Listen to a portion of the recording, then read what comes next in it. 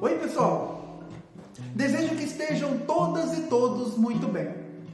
O meu nome é Adriano Nereu, sou psicólogo e hipnoterapeuta do Centro de Inteligência Emocional.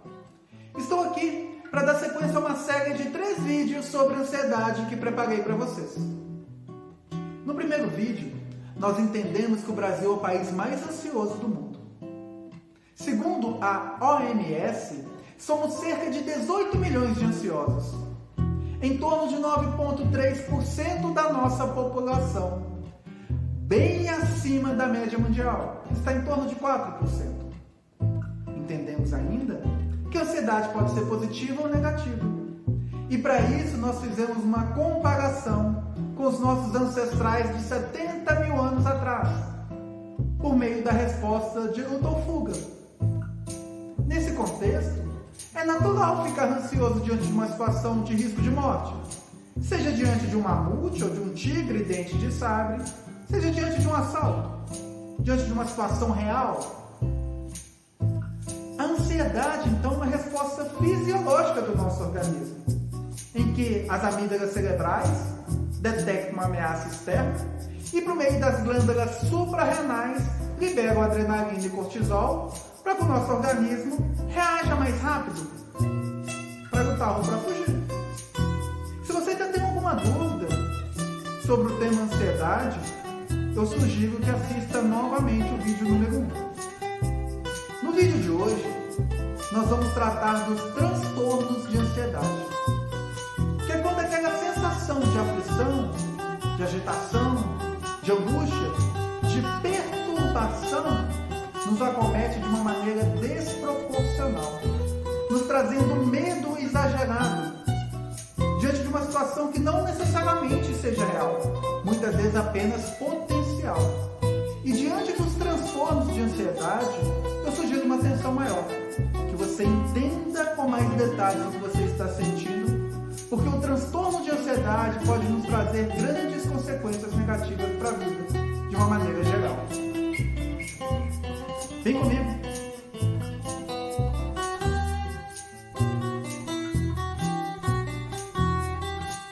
Bem, é importante entender que o transtorno de ansiedade é uma patologia que precisa ser tratada. Quando a sensação de aflição, de agitação, de angústia, de perturbação diante das incertezas me acomete por um período maior, mais prolongado, por muitas vezes durante o dia, por vários meses, me trazendo a sensação de estar aterrorizado, imóvel diante da circunstância, com medos exagerados de situações que possam ocorrer comigo ou com as pessoas que eu goste. De repente, um medo exagerado de desastre, de um acidente de carro ou até mesmo de ser assaltado, uma preocupação excessiva com minha saúde, mesmo que eu não tenha nenhum sintoma de doença. Uma preocupação excessiva com a situação financeira, um medo de ser demitido a qualquer momento, por mais que eu me considere um excelente profissional, altamente capacitado. Uma sensação de solidão, mesmo se eu estiver no meio da multidão, cercado de pessoas. Um exagerado medo da morte. Todos estes sintomas são sinais de um transtorno de ansiedade, e isto merece uma melhor atenção.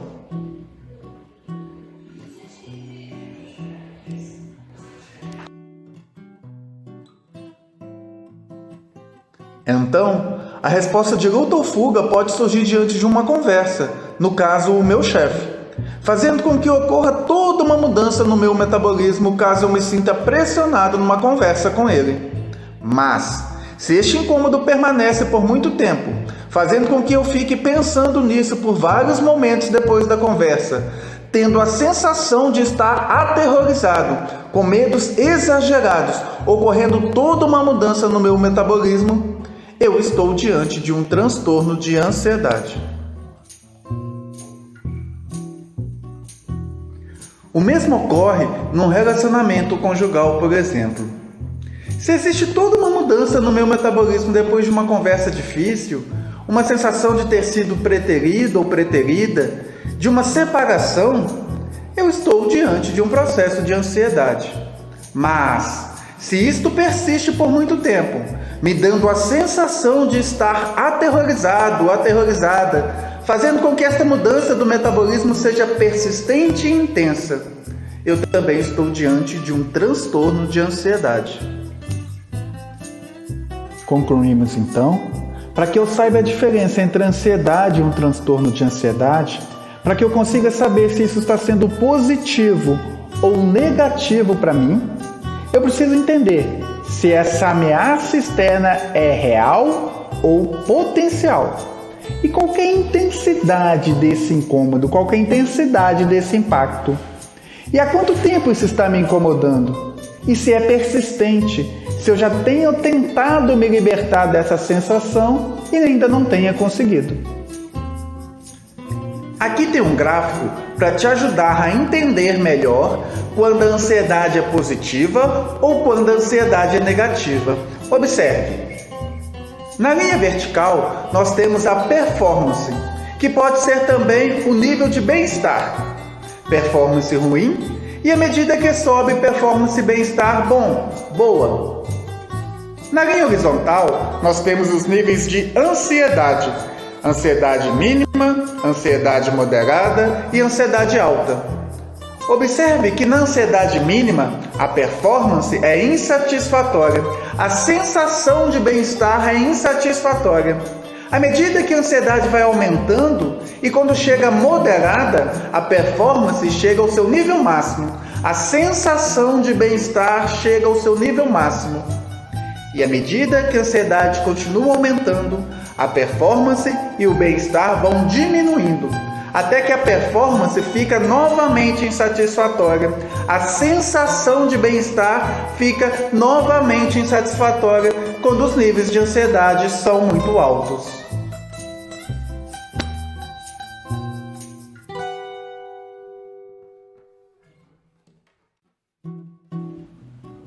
Podemos entender, então, que a resposta de luta ou fuga a nível fisiológico diante de uma ameaça externa que é apenas potencial, ou seja, não continua ocorrendo a nível real, seja uma discussão com o chefe ou até mesmo uma discussão no relacionamento conjugal, também vai por meio da amígdala cerebral, que vai acionar as glândulas suprarrenais, liberar adrenalina e cortisol no organismo, fazendo com que ocorra uma série de mudanças no nosso metabolismo, mas desta vez com potencial para transformar a situação num transtorno de ansiedade.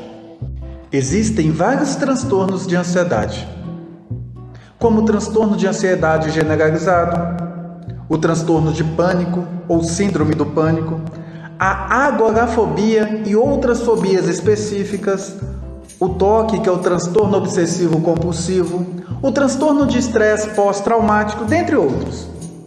Vou te ajudar agora a entender os sintomas de uma crise de ansiedade, de um transtorno do pânico. A crise de pânico nada mais é do que uma resposta fisiológica do nosso organismo, quando a amígdala cerebral detecta uma ameaça externa, seja ela real ou potencial. Como já sabemos, a amígdala cerebral aciona as glândulas suprarrenais, que disparam adrenalina e cortisol para todo o corpo, promovendo uma mudança intensa no nosso metabolismo. Então vamos entender essas mudanças. A adrenalina faz com que o nosso cérebro fique com a atenção mais voltada para o perigo e para as sensações físicas, nos deixando mais atentos ao que o corpo está sentindo. Isto caracteriza um estado de tensão e de expectativa. Nos pulmões, tem um aumento da frequência respiratória.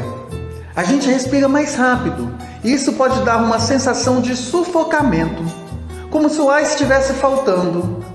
E esta alteração na frequência respiratória faz com que ocorra a diminuição do gás carbônico e o aumento do nível de oxigênio, levando a uma sensação de formigamento, uma sensação de desmaio. A pessoa tem a impressão de que vai desmaiar, mas dificilmente ocorre um desmaio. Percebe-se também uma sensação de desrealização, de despersonalização, devido a essa troca de gases, dando a impressão que o mundo está diferente. A gente tem a impressão de que está fora do corpo.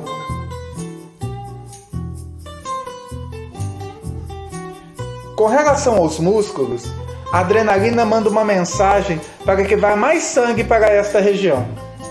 Consegue se lembrar como a resposta de luta ou fuga, certo?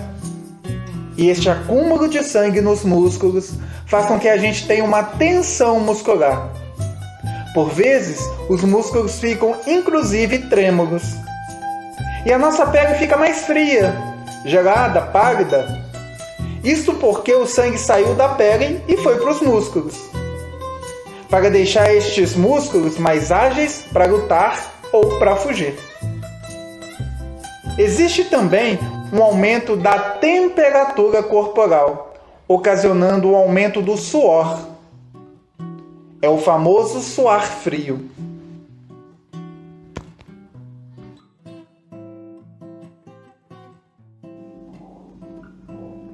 A produção de saliva diminui e a gente tem a sensação de boca seca, sensação de que está arranhando a garganta. Fica tudo muito seco. No coração, há um aumento dos batimentos cardíacos, dando uma sensação de palpitação, como se o coração estivesse saindo pela boca, e aumenta a pressão arterial.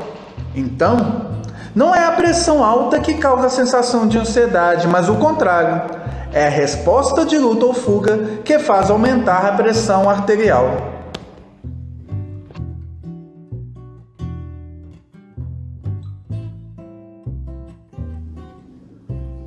O intestino e o estômago diminuem o funcionamento. Daí podemos ter uma dor de estômago ou uma sensação de náusea, até mesmo de vômito. Pode dar uma sensação de queimação também. Já no intestino, pode acontecer de ter uma constipação, pode ter uma diarreia aguda. Tudo isso porque a adrenalina faz o funcionamento do estômago e do intestino diminuírem. Existem também alterações no funcionamento da bexiga. A adrenalina aumenta a contração da bexiga, te dando mais vontade de fazer xixi.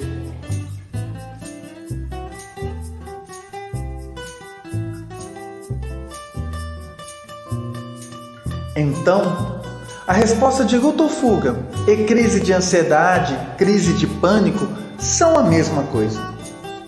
Qual é o objetivo de todas estas alterações ocasionadas pela resposta de luta ou fuga? Preparar o corpo para reagir a uma ameaça externa, para lutar ou para fugir desta ameaça. Percebemos que tudo isso tem um objetivo: fazer com que a gente tenha maior quantidade de energia no corpo, maior quantidade de sangue nos músculos e de oxigênio, para conseguir fazer este processo. Só que quando isso acontece sem a gente estar observando esta ameaça real, ou quando armamos o nosso corpo para ameaças apenas em potencial, acontecendo este processo várias vezes por dia, diante de pequenas sensações de ameaças, isso vai dando uma sensação de desgaste, vai consumindo a nossa energia e prejudicando a nossa capacidade de resolver problemas, pois o nosso cérebro fica sempre voltado para os perigos.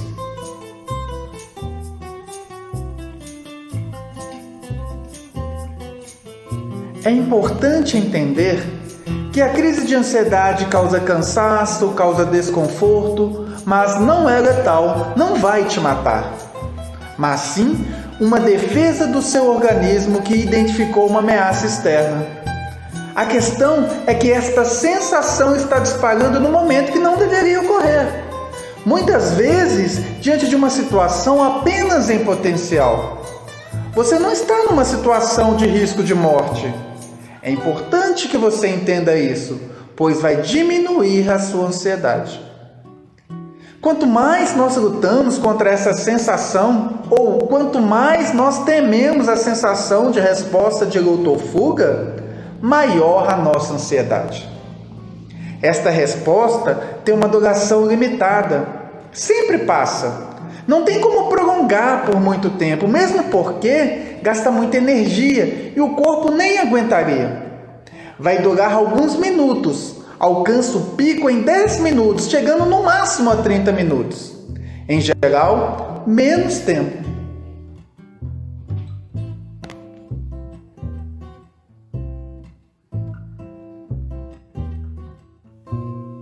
Bem, pessoal, desejo que vocês tenham gostado, que tenham entendido das principais diferenças entre a ansiedade e os transtornos de ansiedade. No próximo vídeo nós vamos conversar um pouco sobre as formas de tratamento para os transtornos de ansiedade. Fiquem bem!